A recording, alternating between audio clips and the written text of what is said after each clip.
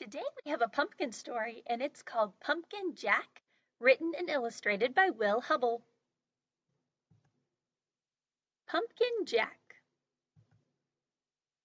When Tim carved his first pumpkin, it was fierce and funny and just perfect. A jack-o'-lantern this good deserved a name, so Tim gave it one, Jack.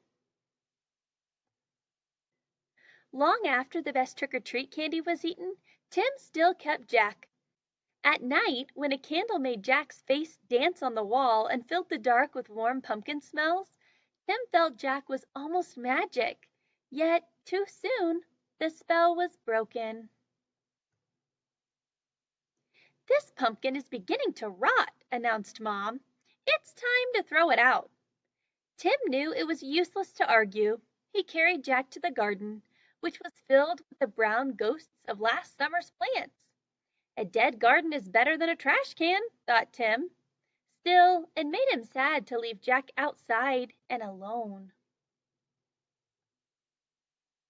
Whenever chores or play brought Tim to the garden, he looked at Jack. Every time, Jack was different.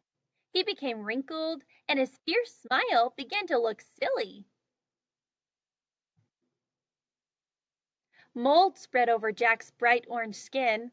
As the days turned colder, Jack grew flatter. What's happening to him? He's decomposing.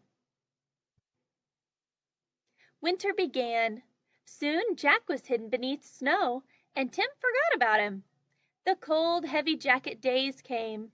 Snowman and sliding days. Indoor days. Thanksgiving, Christmas, and Valentine's. When all these days had passed and the March winds melted the snow, Tim found Jack.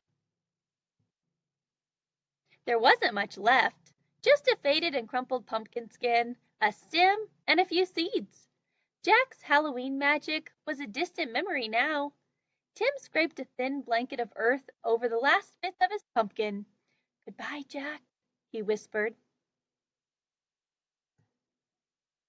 When spring turned barefoot warm, a tiny sprout appeared where Jack had been. Tim found it and guessed what it was. What is that sprout? Maybe one of the pumpkin seeds from Jack? In the days that followed, Tim weeded and watered and watched the sprout. Slowly and steadily, the plant changed and grew. It branched and spread a web of vines over the ground, but no pumpkins appeared. The days turned hot. Flowers opened on the plant each morning, yellow stars that twisted shut forever in the afternoon. Still, there were no pumpkins.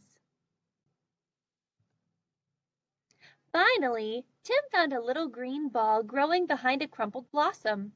A pumpkin! Tim let out a whoop and ran to show his mom. By August, the plant had spilled onto the lawn.